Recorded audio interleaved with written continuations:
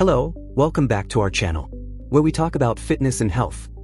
Today we will see the beginner roadmap for muscle gain. All right, let's get right into it. Today we are cutting through all the confusion to give you a super simple, science-backed roadmap to actually building muscle. If you've been grinding away in the gym but just not seeing the results you want, you are in the right place. Let's build your foundation the right way. I mean, it should be pretty straightforward, right? You lift weights, you eat some protein, you get bigger. But then you go online and it's just a mess.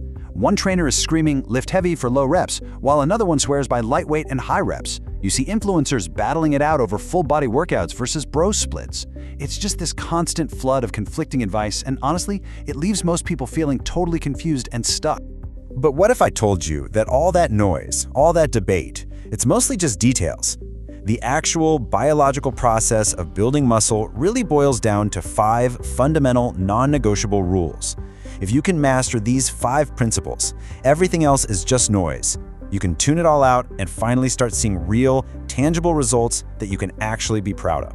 Now, before we jump into those 5 rules, we've got to understand the why behind them. Once you really get the simple science of how your muscles actually grow, the how, what you do in the gym, what you put on your plate, it all just clicks. It makes perfect sense. Okay, so here's the thing that kind of blows most people's minds at first. You don't actually build muscle in the gym. When you're lifting weights, what you're really doing is creating tiny, microscopic tears in your muscle fibers. The fancy term for this whole process is muscle hypertrophy. The real growth, the part where those fibers get rebuilt bigger and stronger than before, that all happens later, when you're resting and recovering. So it's all about this super simple 3-step cycle.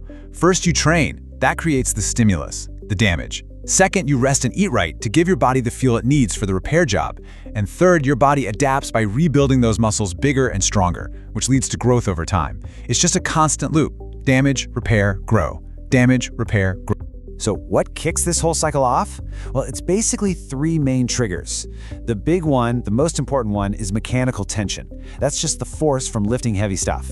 Then there's metabolic stress, that burn or that awesome pump you feel from doing higher reps. That's it. And finally, there's muscle damage, which is just those micro tears we were talking about. A really good workout program is going to use all 3 of these to get you the best results. Okay, science lesson over. Now let's get to the good stuff. Let's build our foundation. I'm telling you, every single successful muscle building plan in history, whether they knew it or not, was built on these 5 pillars. If you get even one of these wrong, your progress is going to hit a wall. But if you nail all 5, growth is pretty much guaranteed.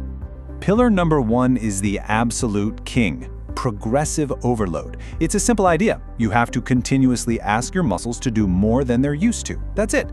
As you can see here, that could be as simple as doing 1 more rep this week than you did last week, or maybe adding 5 pounds to the bar. If you don't keep challenging your muscles, they have absolutely no reason to get bigger or stronger. Pillar 2 is all about your building materials. Your muscles are literally made of protein. If progressive overload is the construction crew telling the body to build, protein is the truckload of bricks. You can't build a house without bricks, and you can't build muscle without protein. The research is pretty clear on this one. For the best results, you want to aim for about 1 gram of protein per pound of your target body weight every single day. And listen, hitting that number sounds way harder than it actually is. Look at this. A single 6-ounce chicken breast can get you 50 grams right there. Throw in a cup of Greek yogurt for a snack and a scoop of protein powder after your workout, and boom, you're already over 90 grams.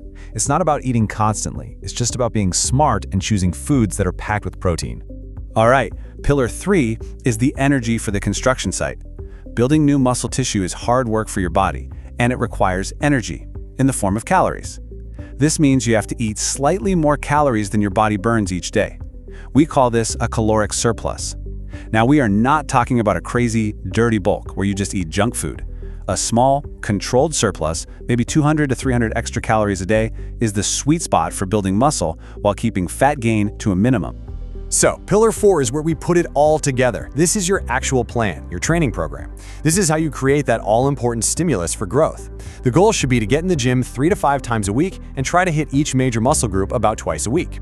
And you want to build your workouts around the big, heavy compound lifts, things like squats, deadlifts, and bench presses, and then add in some isolation work to focus on specific muscles. And finally, we have the most underrated pillar of them all, recovery. This is the one everybody messes up. Remember what we said? You break muscle down in the gym. You build it back up when you rest. That means making 7 to 9 hours of quality sleep a non-negotiable priority, because that's when your body releases growth hormone. It also means taking your rest days seriously. They aren't lazy days, they are literally growth days. Okay, so we've got the 5 pillars, we know what to do. Now let's talk about what not to do. Let's cover the common traps that cause even the most motivated beginners to just spin their wheels and eventually give up. Seriously, avoiding these is just as crucial as doing the right things. The biggest mistake by far is just not having a plan. You see it all the time, right? Someone walks into the gym, wanders around, does a few bicep curls, maybe some leg press. That's just exercise. It's not training. Without a structured plan, how can you track your progress? And if you can't track your progress, how do you know you're applying progressive overload? You don't. You're just guessing. The classic ego lift. Sacrificing your form just to pile more weight on the bar.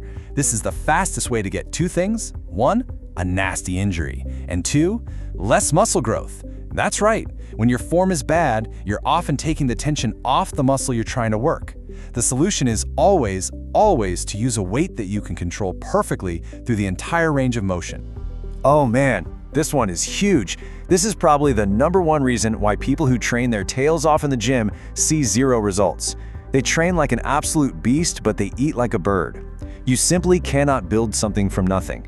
You can't build new muscle tissue if you're not giving your body the extra energy it needs. If you feel stuck, the very first thing you should do is honestly track your calories for a week. I bet you're just not eating enough. So you've got the science, you've got the 5 pillars, you know the big mistakes to avoid. But what does this all actually look like in the real world? Let's map out what you can realistically expect. Think of your first month as the learning phase. Don't worry about lifting super heavy. Your whole job is to master the proper form and just build a habit of getting to the gym. Then, weeks 5 through 8, that's the growth phase. Now you start pushing for progressive overload and you'll really start to notice your muscles feeling fuller and stronger. And by the 3rd month, that's the transformation phase. This is when other people will start to notice the changes and you'll be significantly stronger than when you started. And as you get started on this journey, I want you to burn this one idea into your brain. Your muscles, they can't read. They don't know if you're lifting a 20-pound dumbbell or a 50-pound one. All they know is tension. It's not about lifting the heaviest weight in the gym. It's about creating the most effective tension on the muscle you're trying to grow. Focus on that squeeze, on the quality of the work. So look, the roadmap is right here. The science is clear, the path is laid out for you. The only thing left is you. The only variable is action. So the question is, in 12 weeks from now, will you still be watching videos, wondering where to start? Or will you be looking in the mirror at someone who's stronger, more confident, and well on their way to a real transformation? Thanks for watching. Subscribe our channel which give us motivation to make better content for you.